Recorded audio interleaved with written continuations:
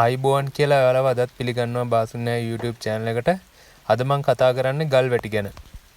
මේ ඔයාලා දකින්නේ බෑවුම් සහිත මිදුලක ගල් වැටි යොදලා මිදුල සකස් කරලා තියෙන ආකාරය.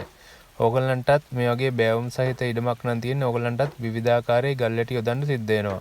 ඒ ගල් වැටි යොදනකොට ශක්තිමත්ව සහ මිදුලට ගැලපෙන විදිහට අලංකාරවත් විදිහට ඒ ගල් වැටි යොදාගන්නේ කොහොමද කියන එක ගැන තමයි මම මේ වීඩියෝ එකෙන් කතා කරන්නේ.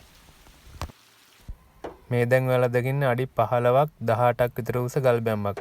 මේකට සිමෙන්ති මොකුත් යොදාගෙන නැහැ. සම්පූර්ණ සක්ක වලින් තමයි මේ ගල් හිර කරලා තියෙන්නේ. ඒකට මේකේ උස වැඩි නිසා සහ උඩ ගෙයක් තියෙන හින්දා මේකේ බැම්මට පිටිපස්සෙන් කොන්ක්‍රීට් කණු සහ බීම් ගිහිල්ලා ඒවා පේන්නේ නැති වෙන තමයි මේ ගල් වැටිය හදලා තියෙන්නේ. මේ ගල් වැටියක් දානකොට ගල් වැටියේ ඝන අඩියකට ඒ ගල් වැටි දාන අය දැන් රුපියල් 100ක් වගේ මුදලක් අය කරනවා. ඊට අමතරව පිටිපස්සෙන් කොන්ක්‍රීට් කණු සහ බීම් දානවා නම් ඒවා බේස් වලට පව අපිට ගෙවීම් කරන්න සිද්ධ වෙනවා. මේ ඔයාලා දකින්නේ දැනට අවුරුදු 8කට කලින් බාසුන්නහැලා දෙන්නෙක් විසින් බැඳපු ගල් බැමි දෙකක්. මේ ඔයාලා දැන් දකින ගල් බැම්ම බැඳලා තියෙන අතිවාරම් බඳින ක්‍රමයට බදාම ඇතුලටත් දාලා පිටුනුත් බදාම ගාලා තමයි බැඳලා තියෙන්නේ. ඔයාලට පේනවා ඇති ඒ පිටින් බදාම ගාපු තැන් වල දියසෙවල බැඳිලා කැතට පේනවා. ඒ වගේ තමයි මේ ගල් බැම්ම. මේක තවත් බාස් කෙනෙක් විසින් තමයි බැඳලා තියෙන්නේ. ඒක යාම යෝජනා කරලා බදාම පිටර ගන්න නැතුව බඳිමු කියලා මෙන්න වගේ සක්ක ගහලා බැඳලා තියෙන්නේ ඇතුලෙන් බදාම දාලා. ඔයාලට පේනවා ඇති මේ බැම්ම කොයිතරම් අලංකාරවත් විදිහට තියෙනවද කියලා. දියසෙවල බැඳිලා නැහැ මොකුත් නැහැ. දැනට අවුරුදු 8ක් තිස්සේ හොඳට තියෙනවා. මේකත් ඒ වගේ බදාම හොඳට ගාලා බැඳපු බැම්මක්. මෙතෙන්දි මට ඔයාලට කියන්න තියෙන්නේ ගල් වැටියක් බඳින්න කියලා බාසුන්නහැ කෙනෙකුට කිව්වහම එයා සාම්ප්‍රදායික විදිහට මේ වගේ බදාම ගාලා ගල් වැටිය බඳින්න පුළුවන්. අත්තිවාරමක් නම් සාමාන්‍යයෙන් නිවසකට දාන අපි ඒක පහු කාලීනව කපරාදු කරලා පේන්ට් කරනවා. එතකොට ලොකු ප්‍රශ්නයක් වෙන්නේ නැහැ. නමුත් අපි මිදුලට දාන ගල් වැටියක් එහෙම කපරාදු කිරීමක් සිද්ධ වෙන්නේ බොහොම කලාතුරකින්. ඒක නිසා ඒ වගේ ගල් වැටියක් දානකොට සිමෙන්ති නොදා දැම්මොත් මෙන්න මේ වගේ ලොකු ඝනකමට දාන්න වෙනවා ගල් බැම්ම. එතකොට අපිට ලොකු ගල් පාවිච්චි කරන්න වෙනවා. ලොකු මුදලක් වියදම් කරන්න වෙනවා. ඒක නිසා අපිට පුළුවන් සිමෙන්ති දාලා ගල් බැම්ම බඳින්න. හැබැයි සිමෙන්ති පිටින් ගන්න නැතුව පිටින් මේ වගේ සක්ක ගහලා හොඳට සක්ක බැම්මක් විදිහට පේන විදිහටත් ඇතුලෙන් සිමෙන්ති දාලා හොඳ සිමෙන්ති බැම්මක් විදිහට බැන්දොත් අපිට අපේ මිදුල ලස්සන කරගන්නත් පුළුවන්. ගල් වැටියේ ශක්තිය රඳා පවත්වා ගන්නත් පුළුවන්. ගල් වැටියට යන අමුද්‍රව්‍ය කියන්නේ ගල්, වැලි, සිමෙන්තිත් ඉතාමත් අඩුවෙන් යොදා ගන්නත් පුළුවන්. මේ වල දැක්කේ ගල් වැටි බාසුන්නහලා විසින් දාපු ගල් වැටියක්. මේකෙදී ඇත්තටම පළපුරුදු මේසන් බාස් කෙනෙක් බඳින බැම්මක් තරම් මේක ලම්බ ලෙවල් නැහැ. නමුත් පිටින් බැලුවාම හොඳට පේනවා. එනකොට හොඳට කෙලින් ලං වෙලා බැලුවොත් බැම්ම දිගේ හරියට හැදාලා බැලුවොත් මේකේ අඩුපාඩු තියෙනවා. නමුත් පිටින් බැලුවාම මෙන්න වගේ හොඳට පේනවා. දැන් මේ ඔයාලා දකින්නේ මං ඔයාලට ඔයාලගේ මිදුලට බැඳගන්න කියලා යෝජනා කරන විදිහේ ගල් බැම්මක්. මේක පළපුරුදු මේසන් බාස් කෙනෙක් විසින් බැඳලා තින්නේ සිමෙන්ති බදාම යොදාගෙන අඩියක් පළලට. නමුත් මේකේ පිටින් බදාම ටික චුට්ටක්වත් ගාලා නැහැ. පිටින් සක්ක ගහලා තමයි මේ බැම්ම හදලා තින්නේ. ඔයාලට පේන්නේ නැති මේක කොච්චර අලංකාරයිද කියලා. ඉතින් ඔයාලටත් පුළුවන් ඔයාගේ බාසුන්නහැට කියලා මිදුලේ ගල් වැටි දානකොට මේ වගේ බදාමෙන් බඳින්න. ඒත් පිටින් බදාම ගන්න නැතුව පිටට සක්ක ගහලා මෙන්න වගේ ලස්සනට බැම්ම තියාගන්න. එතකොට ඔයාගේ මිදුලටත් ඒක ලොකු අලංකාරයක්.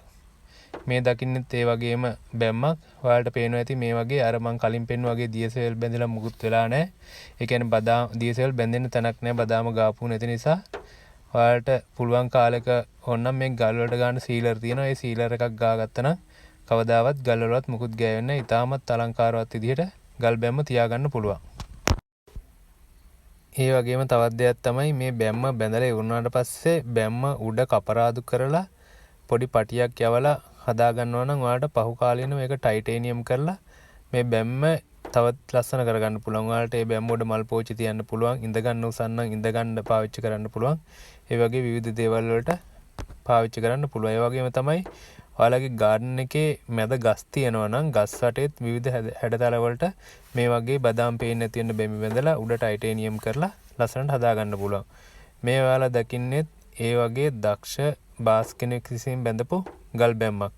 මේකට පරිශ්‍රයේම තියෙන ගල් තමයි පාවිච්චි කරලා තින්නේ කුළු ගහලා කඩලා අරගෙන.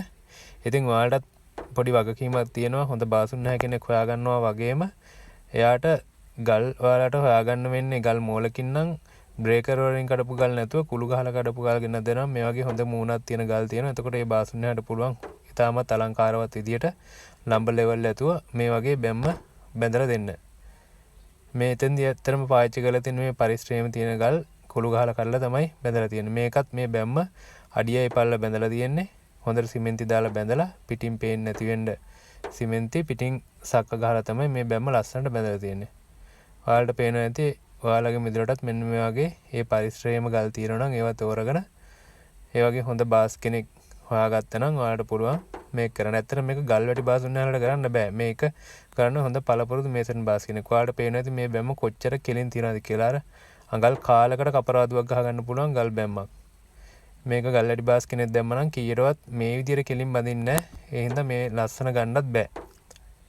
ඉතින් මම ඔයාලටත් යෝජනා කරන්නේ මේ වගේ ගල් වැටියක් ඔයාලගේ මිදුලට පේන පැත්තෙන් දාන්න තියෙනවා නම් මේ වගේ හොඳ ගල් හොයාගෙන හොඳ බාසුන්නහ කෙනෙක් හොයාගෙන බදාමක් දාලා පිටින් පේන්නේ නැති වෙන්න හොඳට මෙන්න මේ වගේ ගල් බැම්ම දාගන්න. ඒතර ඔයාලට කවදාවත් මේක කපරාදු කරන්න ඕනේ නැහැ. මේකේ වල් වැවෙන්නේ නැහැ. ඊටමත් ලස්සනට දීර්ඝ කාලයක් මේක තියාගන්න පුළුවන්. එහෙනම් මේ වීඩියෝ එක හැමෝටම බලන්න ෂෙයා කරන්න. මගේ channel එක subscribe කරලා නැත්නම් subscribe කරන්න. ඔයාලට subscribe කරන්න අමාරු වුණොත් පහළ description එකේ තියෙන link එකකින් ඇවිත් ලේසියෙන්ම subscribe කරන්න පුළුවන්. ඉතින් ඔයාගේ නිවෙසෙත් මේ වගේ ගල් වැටියක් දාන්න තියෙනවා නම් මේ ගල් වල ස්වභාවික පෙනුමට හානියක් වෙන විදියට බදාම ගන්න නැතුව මේ විදියට ලස්සනට දාගන්න. එතකොට ඔයාගේ garden එක ලස්සන කරගන්න තවත් අමුතු දේවල් කරන්න ඕනේ නැහැ. එහෙනම් මම අද නවතින්නම්. මේ වගේම හොඳ වීඩියෝ එකක් ගෙනීමේ බලාපොරොත්තුෙන් ඔයාලා හැමෝටම සුබ දවසක්.